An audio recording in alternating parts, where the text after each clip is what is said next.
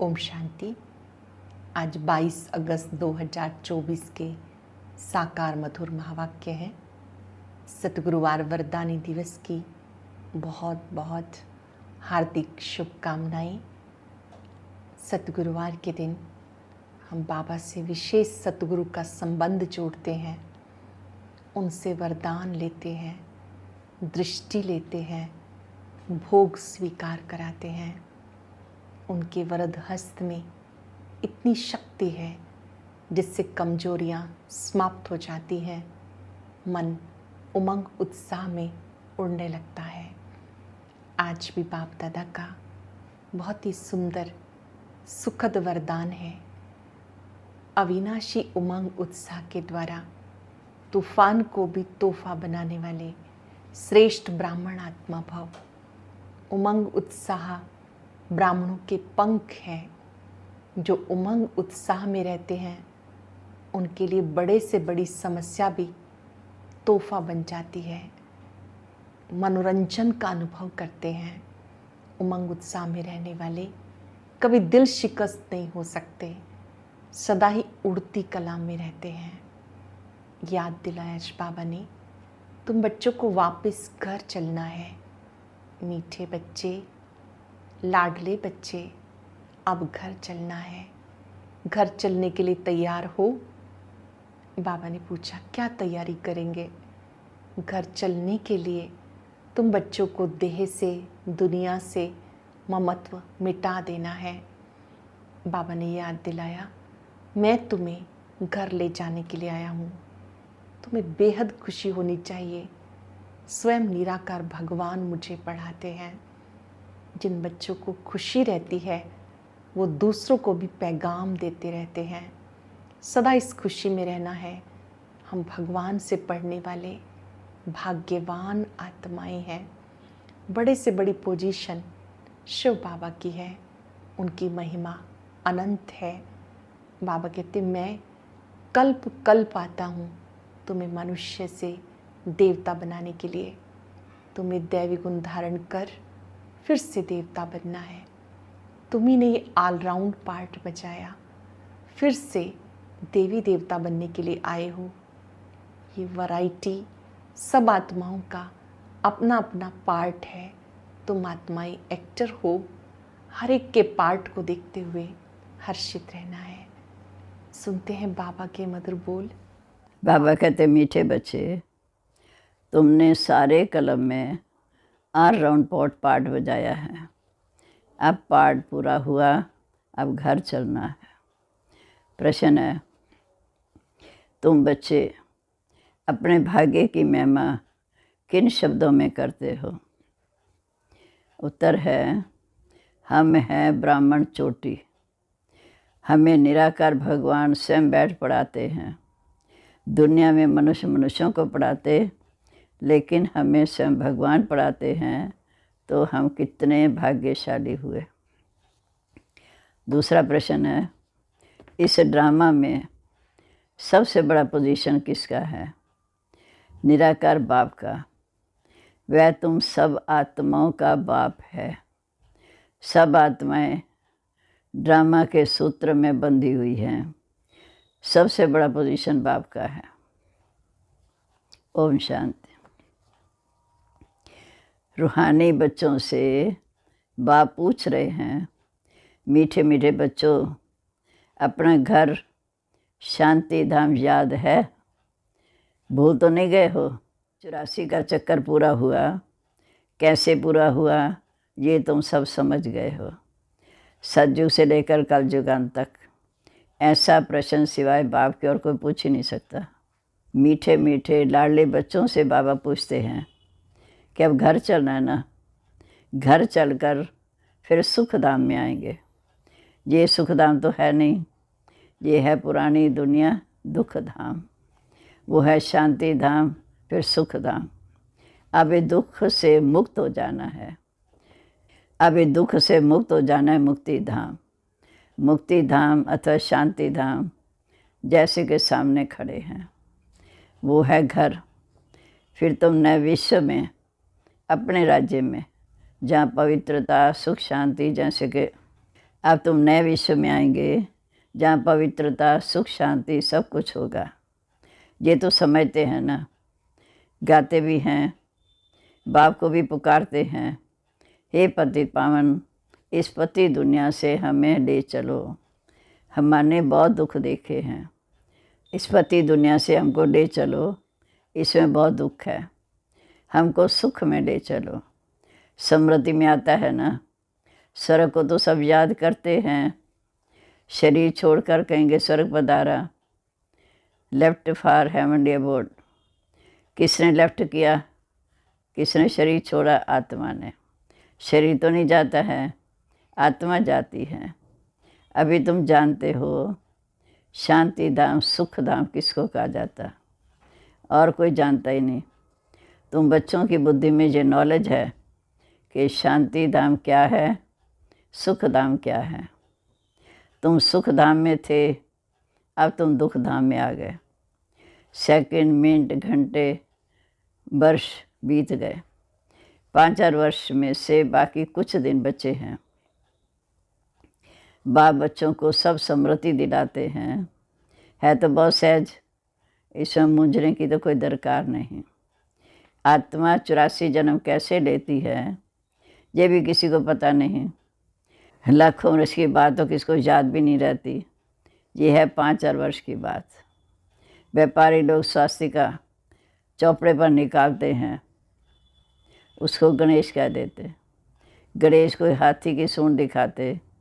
मनुष्य पैसा खर्च करते हैं, चित्र आदि बनाते हैं, इसको कहा जाता वेस्ट ऑफ टाइम। तुम्हारे में कितनी ताकत थी जब सतयुग में थे, तो तुम्हारे में कितनी ताकत थी। वह दिन प्रतिदिन कम होती गई, जैसे मोटर से पेट्रोल कम होता जाता। अब तो तुम बहुत कमज़ोर हो गए हो। 5000 वर्ष पहले भारत क्या था? सोने की चिड़िया कहते थे, अथाह सुख थे, कितना ज़बरदस्त धन था। ये राज्य उन्होंने कैसे पाया? राजयोग सीखे थे, इस संगम युग पर राजयोग सीखे थे। इसमें लड़ाई आदि की तो कोई बात ही नहीं। तुमको कहा जाता है ज्ञान के अस्त्र शस्त्र, और कोई स्थूल बात नहीं है। इसको कहा जाता है ज्ञान के अस्त्र शस्त्र, और कोई स्थूल बात नहीं। ज्ञान के अस्त्र शस्त्र हैं ज्ञान, विज्ञान, याद और ज्ञान। कितने बड़े ज़बरदस्त अस्त्र शस्त्र हैं। सारे विश्व पर तुम राज करते हो। देवताओं को कहा जाता है अहिंसक परमो धर्मा। अब तुम बच्चों को मनुष्य से देवता बनने की शिक्षा मिलती है। तुम जानते हो हम हर 5000 वर्ष के बाद बेहद के बाप से ये बेहद का वर्षा ले रहे हैं। ये आत्मा की बात है, इसमें स्थूल लड़ाई आदि की तो कोई बात ही नहीं। आत्मा पतित बनी, इसलिए पावन होने के लिए बाप को पुकारती है। अब बाप कहते मीठे मीठे बच्चे, अब घर जाना है ना। ये है जीव आत्माओं की दुनिया, और वो है आत्माओं की दुनिया, शांति धाम आत्माओं की दुनिया।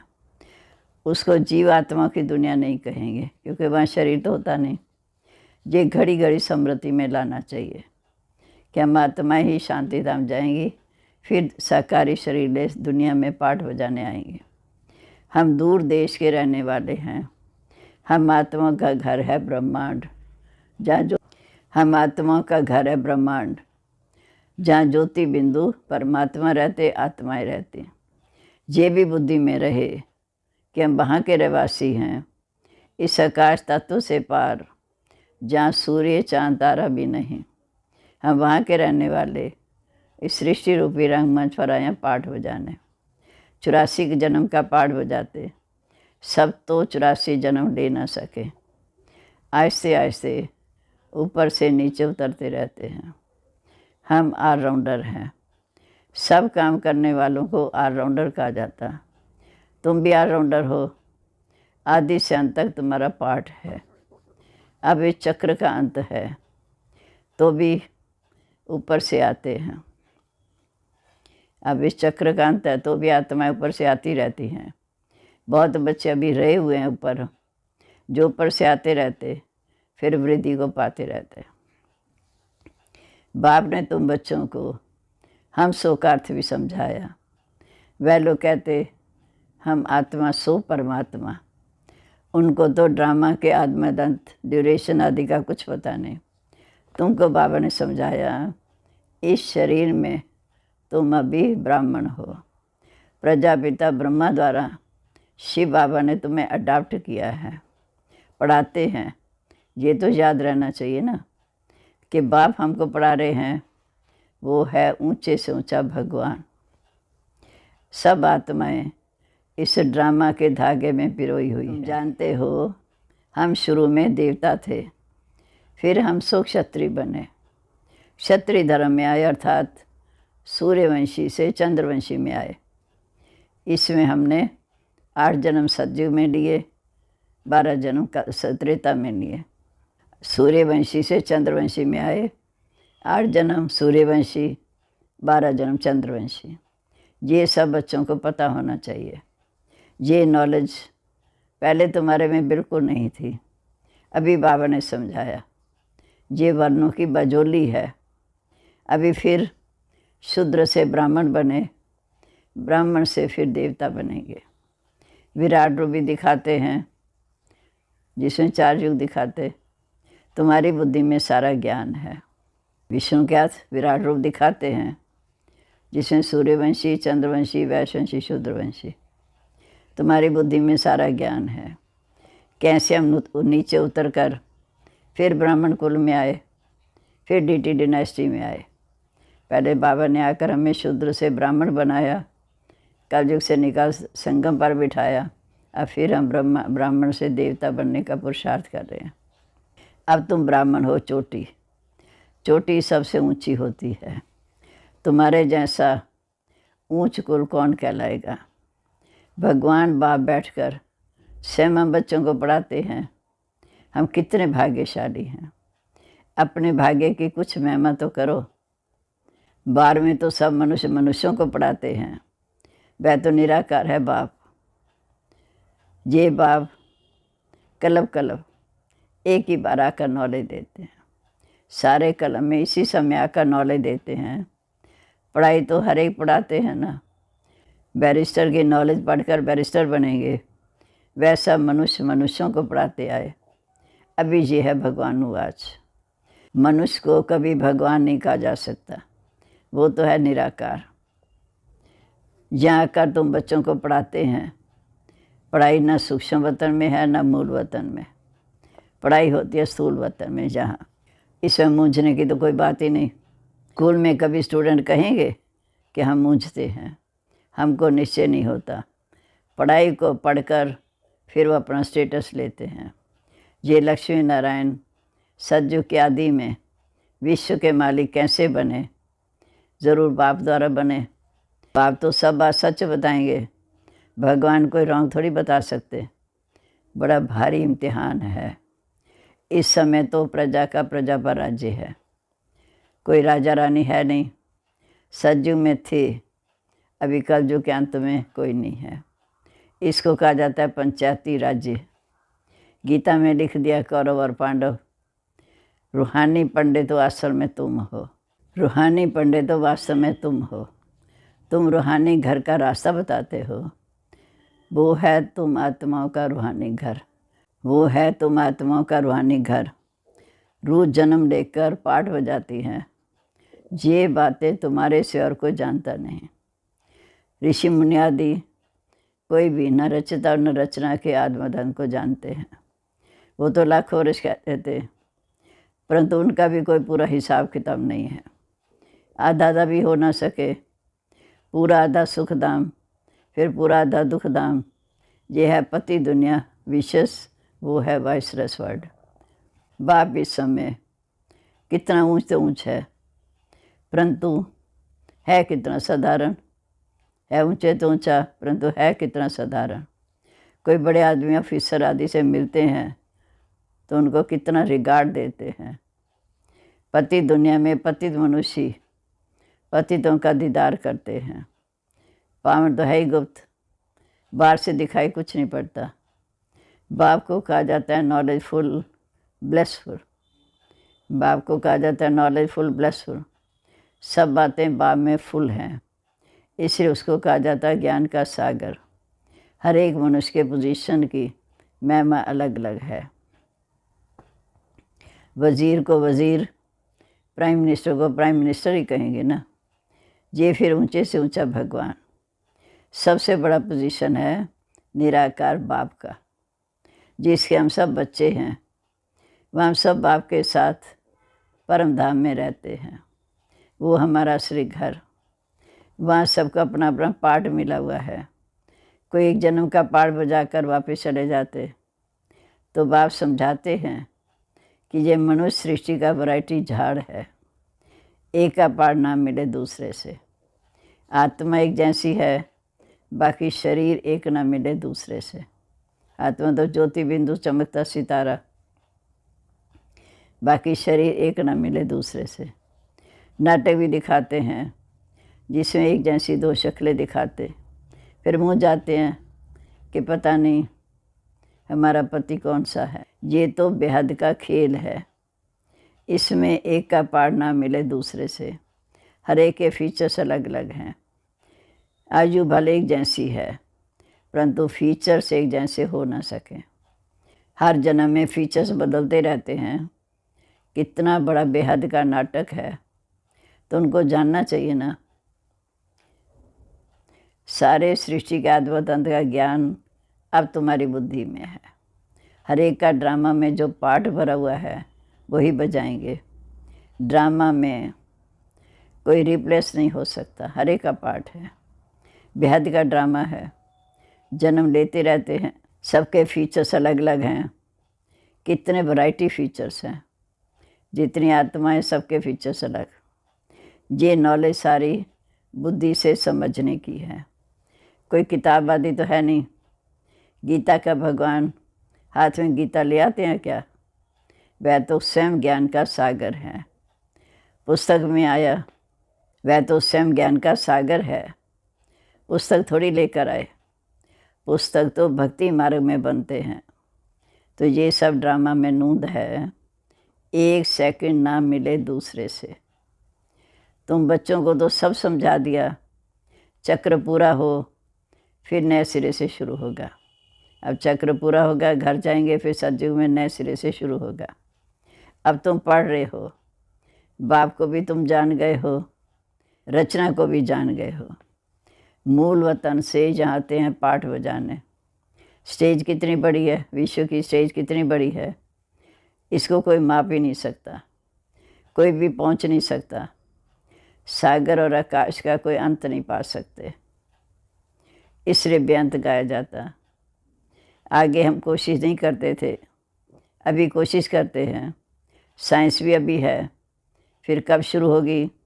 जब उनका पाठ होगा। तो इतनी सब ये बातें शास्त्रों में नहीं हैं। सुनाने वाले के बदले सुनने वाले का नाम डाल दिया। सुनाने वाला ज्ञान का सागर शिव बाबा, और डाल दिया श्री कृष्ण को। ये काली आत्मा, वो गोरी आत्मा। काली आत्मा इनके द्वारा गोरी बनी। माने इस समय जिस स्थान में बाबा आते हैं वो काली आत्मा, फिर बाबा के साथ योग लगाते लगाते गोरी बनी। नॉलेज से कितना ऊंच पद मिलता है। ये है गीता पाठशाला। पढ़ाते कौन है? स्वयं भगवान आकर राजयोग सिखाते हैं अमरपुरी के लिए। इसलिए इसको अमर कथा भी कहा जाता। ज़रूर इस समय संगम पर ही सुनाई होगी। जिन्होंने कल पहले पढ़ा है वो आकर फिर पढ़ेंगे और नंबरवार पद पाएंगे। तुम यहाँ कितनी बार आए हो? तुम यहाँ कितनी बार आए हो? अनगिनत। कोई पूछे ये नाटक कब शुरू हुआ, तुम कहेंगे ये तो अनादि चला आया। गिनती की बात तो हो नहीं सकती, पूछने का ख्याल भी नहीं आता। शास्त्रों में सब यह भक्ति मार्ग की कहानियाँ जो पढ़ते रहते। जहाँ तो अनेक भाषाएं हैं। सतयुग में अनेक भाषाएं आदि होती नहीं। एक धर्म, एक राज्य, एक भाषा। सतयुग में अनेक धर्म होते नहीं, अनेक भाषाएं होती नहीं। एक धर्म, एक राज्य, एक भाषा जो इस समय स्थापन कर रहे हो। वह लोग शांति स्थापन करने की राय देने वाले को प्राइज़ देते हैं। शिव बाबा तुमको सारे विश्व में शांति स्थापन करने की प्राइज़ देते हैं। उनको तुम क्या क्या प्राइज़ देंगे? वह तो और ही तुमको प्राइज़ देते हैं, पर लेते कुछ नहीं। ये सब समझने की बातें हैं। कल की बात है, जबकि सतयुग में लक्ष्मी नारायण का राज्य था। अभी तो देखो, रहने की जगह भी नहीं। वहाँ तो 2-3 मंजिल मकान बनाने की ज़रूरत ही नहीं। सतयुग में तो 2-3 मंजिल मकान बनाने की ज़रूरत नहीं रहती, लकड़ी आदि की दरकार नहीं। वहाँ तो सोने चांदी के मकान होते। साइंस के ज़ोर से झट मकान बन जाते हैं। यहाँ तो साइंस से सुख भी है, दुख भी है। इसमें सारी दुनिया खलास हो जाएगी। इसको कहा जाता है फाला पंप। माया का कितना पंप है। सुकारों के लिए तो जैसे यही स्वर्ग है, इसलिए वह तुम्हारी बात सुनते नहीं। आगे तुम भी नहीं जानते थे। यहाँ तो बाप आकर इस समय डायरेक्ट तुम्हें पढ़ाते हैं। बार में तो फिर भी बच्चे पढ़ाते, मित्र संबंधी भी याद आते रहते। जहाँ तो स्वयं बाप बैठ समझाते हैं। माउंट आबू में स्वयं बाप बैठ समझाते हैं। दिन प्रतिदिन तुम याद की यात्रा में पक्के होते जाओगे। फिर तुमको कुछ भी दुनिया का याद नहीं आएगा, सिर्फ घर और राजधानी याद आएगी। फिर ये नौकरी आदि भी याद नहीं आएगी।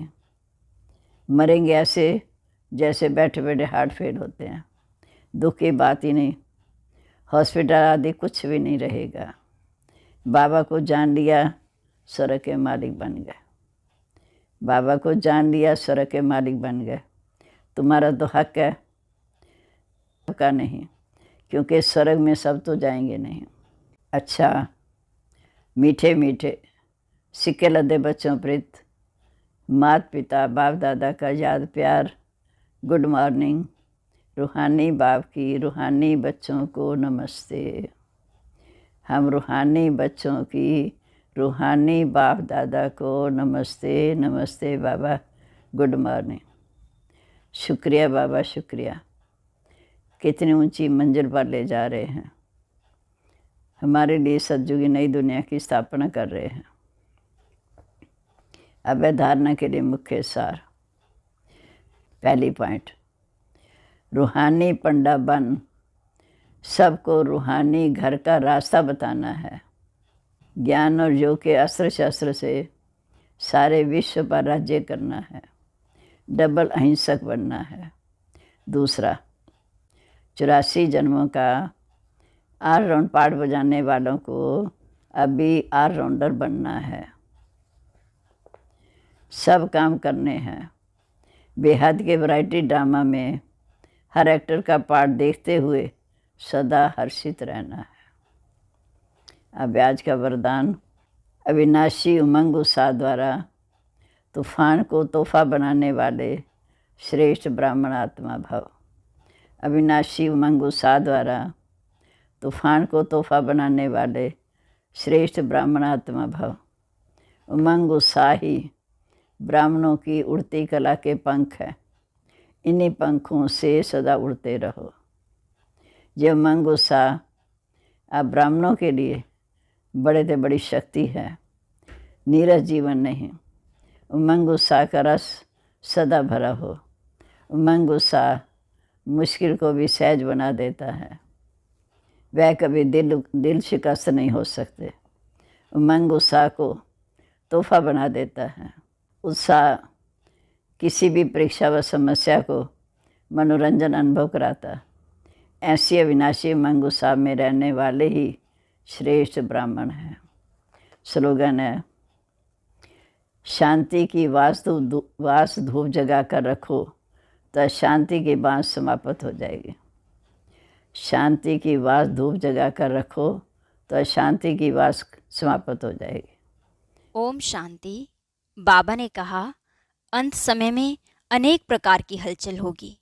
ऐसे समय में स्थिति तो अचल होनी ही चाहिए, लेकिन साथ साथ इस एक और बात पर विशेष ध्यान देना है। वो कौन सी बात है, ये जानने के लिए सुनते हैं आज का अव्यक्त ज्ञान मोती।